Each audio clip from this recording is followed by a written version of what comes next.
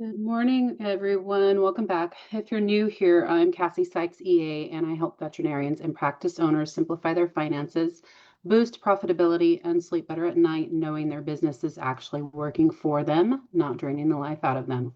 Now, let me just dive straight into today because this is a big one, and it's something I see pop up in practices of all sizes, even the ones that are doing a lot of things right.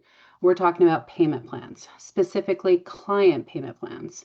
You know what I mean. Those moments where a pet needs care, the owner doesn't have the full amount, emotions are running high, and suddenly your team is figuring out how to split the bill over a few weeks or months just to make sure that the animal gets help. And listen, your heart's in the right place. I'm not here to tell you to stop offering payment plans altogether. Sometimes it's the best option for everyone. But what I am here to say is that if you don't have a solid structure and systems behind the scenes, these payment plans can quietly chip away at your profitability and absolutely wreck your cash flow. I've got a slideshow I want to share. Give me 1 second. Make sure that that's working right.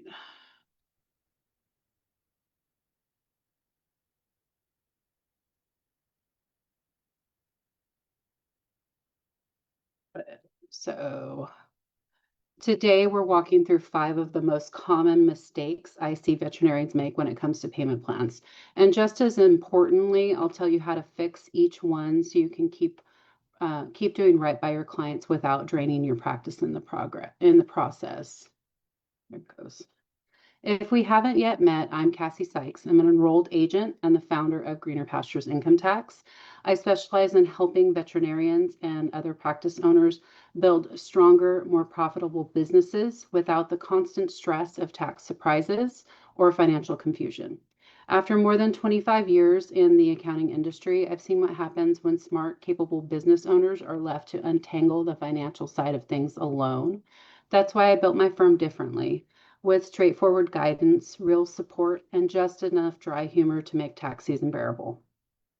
I'm based in East Texas, where I live with my husband and 2 teenagers. And when I'm not elbow deep in spreadsheets, you'll find me trading business calls for bruises. If you ever see my arms, they're always bruised up. Um, Skating with my roller derby team, the Dallas Derby Devils, under a name that's a not so subtle nod to April 15th. My derby name is Can't Tax This. So enough about me. Let's get into today's training. So the first mistake and the most foundational is offering payment plans without a signed agreement. This one's huge. Way too many clinics are still doing handshake deals, verbal promises, or scribbling something in the margin of the estimate.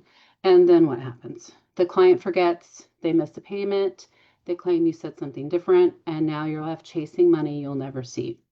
When there's no written agreement in place, there's no accountability, there's no clarity, and it leaves your team stuck in the middle, trying to enforce something that they never fully documented to begin with. You need a simple but clear agreement that outlines the total amount owed, the payment schedule, the due dates, the accepted payment methods, and what happens if they fall behind. It's not just about legal protection, it's about setting expectations so both sides know exactly what they're agreeing to. A formal document sends a message. This is a professional business. We're happy to work with you, but we do it in a structured way that protects everyone involved. You wouldn't perform surgery without consent paperwork, so you shouldn't offer financial agreements without it either. The second mistake is allowing your front desk staff to wing it. So this is a surprisingly common one. It's letting your team, especially the front desk staff, come up with payment plans on the fly. I've worked with practices where every team member is doing something different. One tech tells the client they can split the bill over 3 months. Another says 2 payments are fine. A receptionist agrees to post-date a check and says the doctor's okay with it. None of it's consistent, none of it's tracked, and worst of all, it puts your staff in a bad position. They're trying to be helpful, but now they're making financial decisions that impact your bottom line without any real oversight. And let's be honest, it's really not fair to them either. So the fix here is really pretty simple. You need a payment plan policy that is written down, reviewed in training, and followed by everyone. Make it easy for your team to say, this is what we offer, here are the options, and this is how it works. That way the practice isn't being driven by emotion or pressure. You're operating from a policy, not a panic. And you also have something you can go back and refer to if you forget, if it's crazy, if it's tax season, Brandon, call it. So everybody knows where to look, everybody knows exactly what's next, and follow it. So when your clients see that kind of structure, they respect it. They're more likely to follow through, and they know you mean business, literally. The third mistake is not collecting payment, excuse me, payment info up front. So this one might sting. It's collecting the payment info up front before services are rendered. So if you're offering a payment plan and not getting a valid credit card or ACH info locked in before treatment starts, you're taking on all of the risk. And I hate to say it, but we both know that there are some clients who will vanish the minute they walk out the door, even the ones who seem trustworthy in the moment. I know a lot of practice owners feel uncomfortable asking for that information. They don't want to seem pushy or maybe just assume the client will pay like they said they would. But hope is not a system, and unpaid balances add up way too fast, especially when they slip through the cracks for weeks or months. So here's what I recommend. Have a secure system in place to store payment methods. Use a third-party platform that complies with PCI standards, and set up auto drafts or pre-scheduled charges tied to the signed agreement. That way your team isn't chasing people down after the fact, and you're not left writing off services you've already provided. If a client truly can't provide a valid credit card or banking info, that's a red flag. It may mean a payment plan isn't the right fit, or that you may need a bigger deposit up front. The fourth mistake is stretching payment plans too long. Timing. So stretching payment plans out too far is timing. So I've seen practices offering 6-month, 9-month, even 12-month payment plans. And while that might seem helpful to the client, it's incredibly dangerous for your business. You are not a bank. You don't have the systems, the margin, or the protection a financial institution has. The longer a payment plan drags out, the more likely it is to fall apart. Credit cards expire, people move, jobs change, and priorities shift. So long plans also cause long payment plans, also cause cash flow issues. You've already delivered the service, paid your staff, used your supplies, and covered your overhead, but now you're waiting months to get paid in full. It's not sustainable. In most cases, I recommend limiting payment plans to 90 days or less, and even then only with a significant down payment. We're talking at least 50%, preferably more. That helps cover your cost and ensures the client has some real skin in the game. You're not being cold, you're being responsible. This is how you keep your doors open and still serve your clients. And finally, mistake number 5, one that causes a slow bleed in so many practices, is failing to manage and track your payment plans consistently. Here's what I see happen often. The plan gets set up, everyone breathes a sigh of relief, and then no one checks back in. No one's monitoring whether the charges are going through. No one follows up when a card gets declined. No one catches the missed payments until months later. And by then, you've either lost the money or you're in an awkward spot trying to collect from someone who's already disengaged. This isn't just about organization, it's about cash flow health.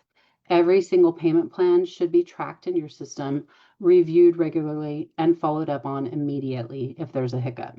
If you don't have someone on your team handling that yet, that's okay, but it needs to be assigned. Whether it's your practice manager, a trusted admin, or even your accountant, if you're outsourcing part of this, someone needs to be in charge of watching your AR and making sure your money isn't slipping through the cracks. Because again, you're not a bank, you're running a medical practice, and your time, expertise, and services deserve to be compensated. So let's bring this all together. Payment plans can be a great tool for helping clients get the care they need, but only when you have the right systems in place. Without clear agreements, without boundaries, without structure and follow-up, what starts as a generous gesture can turn into a revenue leak that holds your practice back. So if any of what I've said today sounds familiar, if you've been absorbing more bad debt than you'd like to admit, or your team is overwhelmed, trying to manage inconsistent payment arrangements, let's talk. We do this kind of analysis and cleanup work every day with our veterinary clients. It's one of the easiest ways to immediately improve your cash flow, protect your margins, and make sure your team isn't stuck playing bill collector. You can grab a free profit and cash flow analysis with me using the link below. We'll talk through what's working, what's not, and where you could tighten up your systems to create more consistency and more peace of mind. I'll drop the link in the comments.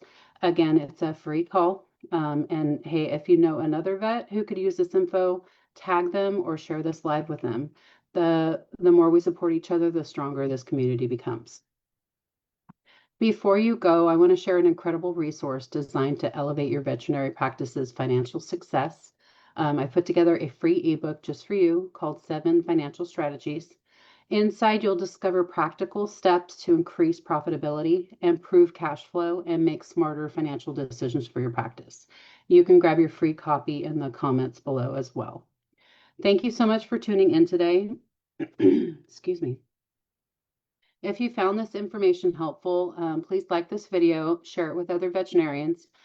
If this is something you want to implement in your own practice, don't forget to book your free call.